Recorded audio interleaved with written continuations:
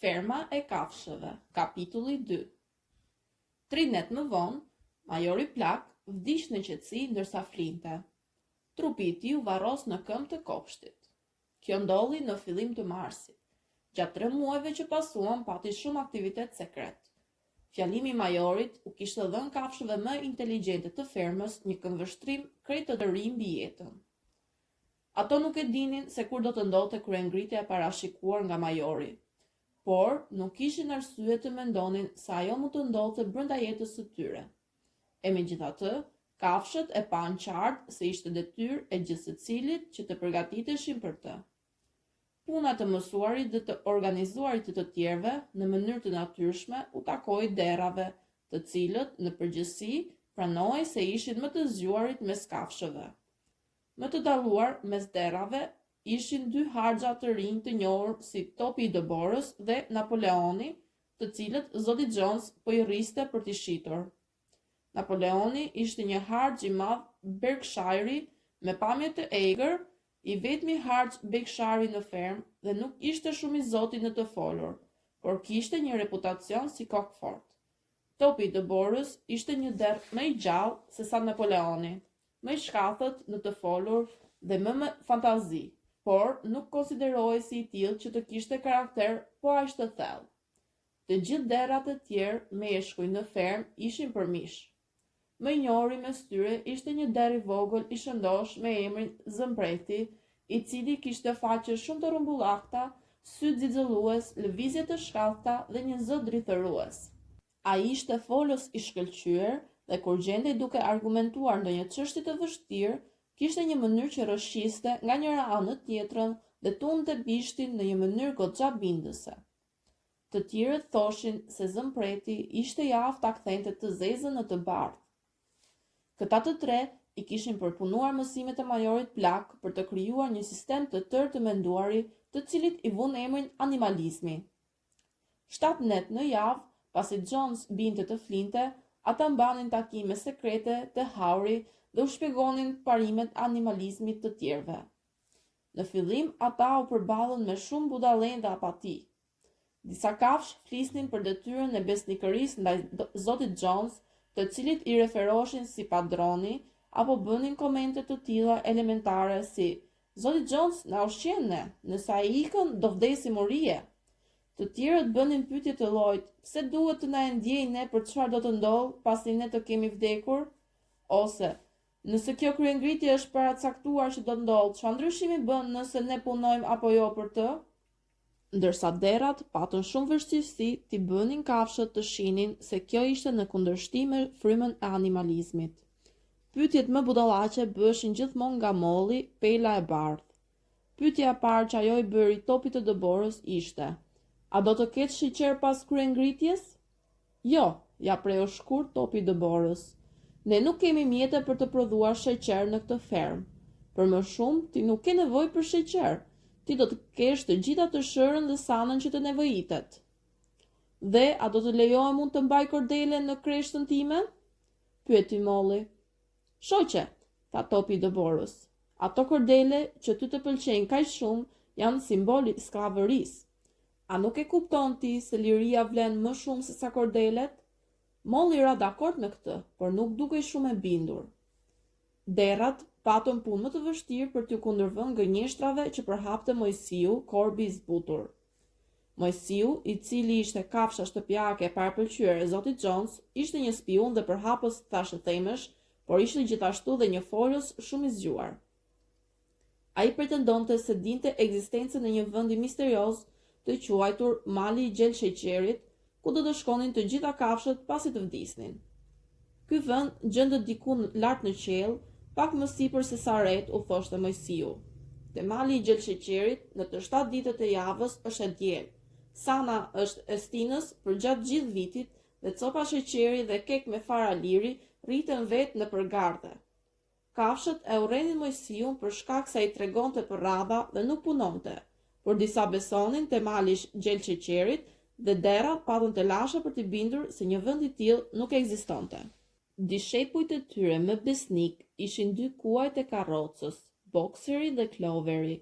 Këta të dy kishin vështirësi të mëdha për t'i menduar vetë gjërat, por pasi pranuan se derat ishin mësuesit e tyre, ata përthithën çdo gjë që u thuaj dhe kalonin atë më tutje te kafshët e tjera përmes argumenteve të thjeshta. Ata nuk mungonin kur në takimet sekrete në haur dhe udhëhiqnin të kënduarin e kafshët e Anglisë, me të cilën mbylleshin gjithmonë takimet. Tani, ndodhi si ndodhi dhe kryengritja u arrit shumë më shpejt dhe shumë më lehtë nga sa kishin pritur.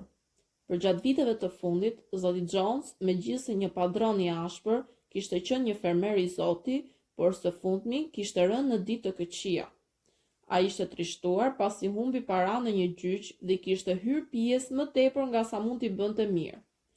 Për ditë të tëra, ai ulej në karrigen e tij të Windsorit në kuzhinë, duke lexuar gazetat, duke pirë dhe her pas here duke ushqyer mojësiut thërmia buke të lagura me birr. Punëtorët e tij ishin dëmbel dhe të pandershëm. Fushat ishin përplot me barishte, ndërtesat kishin nevojë për çati të reja. Gardët ishin lënë pas dore, ndërsa kafshët ishin të keq ushqyera. Erdhi qershori dhe Sana ishte pothuajse gati për t'u prerë. Në ditën e mesit të verës, e cila binte e shtunë, zoti Jones shkoi në Willingdon dhe u de aq shumë te luani i kuq, sa nuk u kthye deri mas ditën e së dielës. Punëtorët e tij i kishin mje lopët herët në mëngjes dhe pastaj kishin dalë për të gjuajtur lepuj pa u shqetësuar të ushqenin kafshët.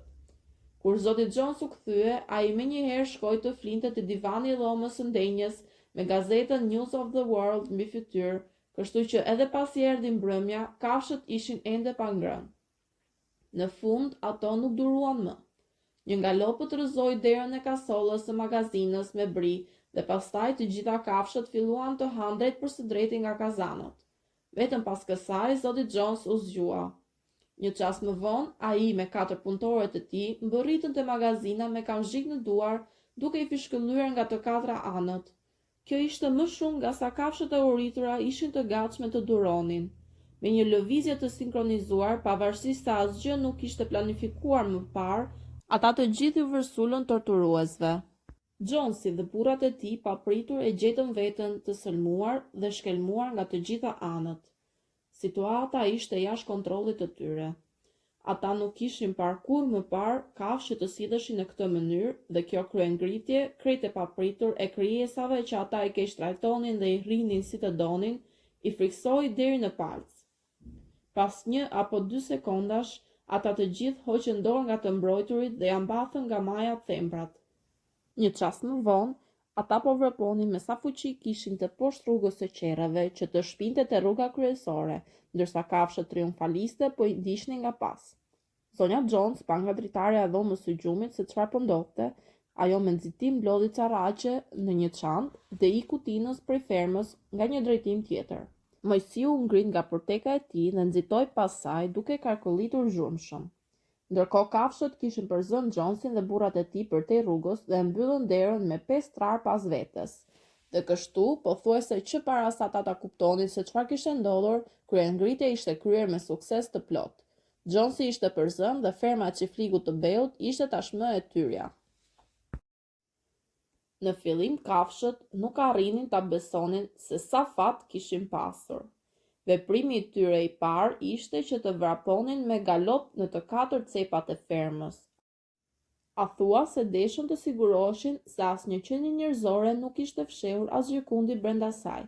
Pastaj vrapuan për të ndërtesat e fermës për të zhdukur gjurmët e fundit të sundimit të urryer të Jonesit. Dhoma e veglave në fund të stadhave u shpërthye. Copat e unazave të hundëve, zinxhirëve të qenve, thikave mizore që zoti Jonesi kishte përdorur për të kastruar derat dhe qengjat u hodhën që të gjitha në pus. Frenat, kapistrat, veshoket, thasët e hundëve që ishin fyes u hodhën që të gjitha në një zjarr për meturinat, i cili u ndes në obor. Po kështu përfunduan dhe kamzhikët. Të gjitha kafshët brohoritën me gëzim kur pan kamzhikët që u bën tym. Topi i dëborës hodhi në zjat edhe kordelet me të cilat dekoroheshin kreshtat dhe bishtat e pelave në ditët e tregut. Kordelet, tha ai, duhet të konsiderohen si rrobat të cilat janë shenja të qenieve njerëzore. Të gjitha kafshët duhet të rrinë lakuriq. Kur bokseri dëgjoi këtë, ai kapi një kapele të vogël kashte, të cilën e mbante në ver për të mbajtur mizat larg veshëve, dhe hodhi dhe atë në zjarr bashkë me të tjerat. Brenda një kohe shumë të shkurtër, kafshët shkatëruan çdo gjë që u kujtonte atyre zotin Jones. Pas kësaj, Napoleoni u udhëhoqi për te kasodhja e magazinimit dhe u ndau nga një dopje racion misri që të gjithëve me 2 biskota për secilin prej qenve. Pastaj kënduan kafshët e Anglisë nga fillimi në fund për 7 herë me radhë e në fund ushtrinë për të fjetur dhe fjetën siç nuk kishin fjetur kurrë më parë. Por ata u zgjuan në agim si gjithmonë dhe papritur rikujtuan për gjërat e lavdishme që kishin ndodhur dhe vrapuan që të gjithë te kullota së bashku. Pak më tutje kullotës kishte një kodrinj që shilte mbi pothuajse të gjithë fermën. Kafshët vrapuan në majtë të saj dhe pan rrotull në ndritën e kthjellët të mëngjesit. Po, u përkista atyre çdo gjë që mund të shihnin, u përkista atyre. Në kënaqësi në këtij mendimi, kafshët lodruan rrotull dhe rrotull, e hodhën veten në ajër me kërcime gëzimi, bën kollotumba në ves, kullotën në barin e ëmbël të verës, shkelmuan copa dheu të zi dhe nuhatën aromën e tij të pasur. Pastaj bën një tur inspektimi nëpër të gjithë fermën dhe vrojtuan me admirim të heshtur fushën e plugut, fushën e barit, kopshin e frutave, pellgun e ujit dhe korien. Ishte, a thua se nuk kishin parë kur më parë këto gjëra, ndërsa dhe tani e kishin të vështirë ta besonin se e gjitha ishte e tyrja. Pastaj u kthyen të ndërtesat e fermës dhe ndaluan në heshtje para derës së shtëpisë së Beut. Edhe ajo u përkishte tashmë atyre, por kishin frikë të hynin brenda. Pas një çasti, gjithsesi, topi i dëborës dhe Napoleoni shpërthyen derën me shpatullat e tyre dhe kafshët hyn në rresht për një, duke ecur me kujdesin më të madh nga frika se mos trazonin ndonjë gjë. Kafshët ecën në majtë të gishtave nga dhoma në dhomë, nuk guxonin të flisnin, vese me pëshpërima, ndërsa shikonin me një lloj frike luksin e pabesueshëm. Krevatët me dyshekët me pupla, pasyrat, divani me lëkurë kali, qilimat e Brukselit, litografinë e mbretëreshës Victoria me parvazin e oxhakut të dhomës së ndenjes, ndërsa por zbrisnin shkallët zbuluan se u kishte humbur molli. Kur u kthyen pas, pan se ajo kishte ndaluar te dhoma më e mirë e gjumit. Kishte marrë një kordele nga tavolina me pasyrë e zonjës Jones dhe po e mbante atë në shpatull, duke admiruar veten në një mënyrë shumë budallaqe. Të tjerët e kritikuan atë ashpër dhe pas kësaj dolën jashtë. Disa kafshë të mosura që gjetën në kuzhinë u nxorën jashtë për të varrosur, ndërsa fuqia e birrës tek aneksi u ça me një shkel nga thundra e bokserit. Asgjë tjetër nuk u prek në shtëpi. Me një vendim unanim u caktua në vend që vila të ruhej si muze. Të gjitha ranë dakord që asnjë kafshë nuk duhet të jetojnë asnjëherë aty. Kafshët hëngrën mëngjes dhe pastaj topi i dëborës dhe Napoleoni i thirrën për të mbledhur sërish. Shok, tha topi i dëborës, është ora 6:30 dhe ne kemi një ditë të gjatë përpara. Sot do të fillojmë korrin e sanës, por ka dhe një çështje tjetër që pret zgjidhje fillimisht.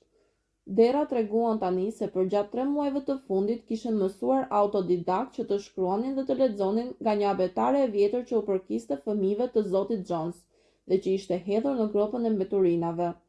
Napoleoni urdhëroi të sidheshin kova me bojë të zezë të bardhë dhe i udhëhoqi për te porta me 5 trar që binte te rruga kryesore.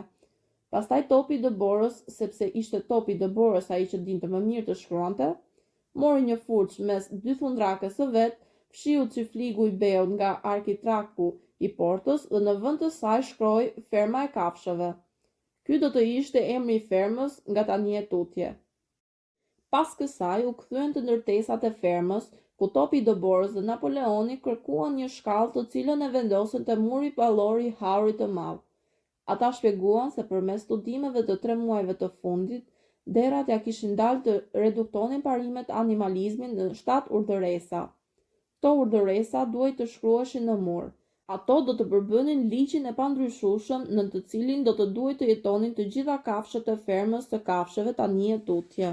Me vështirësi, sepse nuk është e lehtë për një derë që të ruaj balancën në shkallë, topi i dëborës u ngjit dhe u përvesh punës, ndërsa zëmpreti mbante kovën e bojës nga poshtë. Urdhëresat u shkruan në murin e nxirr në gërma të mëdha, të cilat mund të lexoheshin që 30 yard larg. Urdhëresat thoshin: 7 urdhëresat. 1. Çfarëdo që ecën me 2 këmbë është armik. 2. Çfarëdo që ecën me 4 këmbë apo ka krah është mik. 3. Asnjë kafsh nuk duhet të vesh rroba. 4. Asnjë kafsh nuk duhet të flejë në krevat. 5. Asnjë kafsh nuk duhet të pi alkol. 6. Asnjë kafsh nuk duhet të vrasë një kafsh tjetër. 7. Të gjitha kafshët janë të barabarta.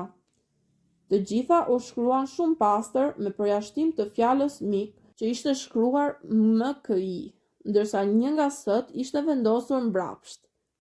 Gjithçka tjetër ishte siç duhej. Topi i Doborës i lexoi me zë të lartë për të tjerët. Të gjitha kafshët tundën kryet në miratim të plot, ndërsa më të zgjuarit filluan t'i mësojnë urdhëresat përmendësh.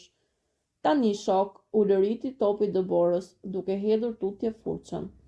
Drejt fushës së Sanës, le të vërtetojmë se dim të korrijmë më shpejt dhe më mirë se sa Jonesi dhe punëtorët e tij. Por në këtë çast të trija lopët, të cilat kishin qenë të shqetësuara që prej një copë here të mirë, pëllitën me të madhe.